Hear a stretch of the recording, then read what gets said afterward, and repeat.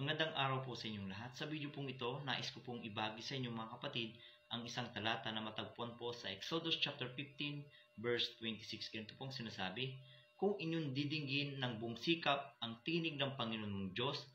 at iyong gagawin ang matuwid sa kanyang mata at iyong didinggin ang kanyang mga tinig o utos ay wala akong ilalagay na karamdaman sa iyo." Dito po sa talatang ito mga kapatid, binibigyan tayo ng paalala ng Panginoon na kung atin daw pong didinggin ang kalooban o yung kalooban ng Diyos about sa atin, ay tayo po ay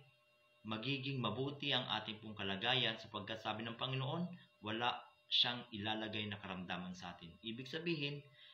atin po na pag-aralan ng nakaraang video na yung mga pagkain na hindi dapat natin kainin, pero kung atin pong kakainin o atin pong tatanggapin sa ating katawan, natural na tayo po ay magkakasakit. So yan po ang sabi ng Panginoon, nawa ating pong ingatan at pagpalain po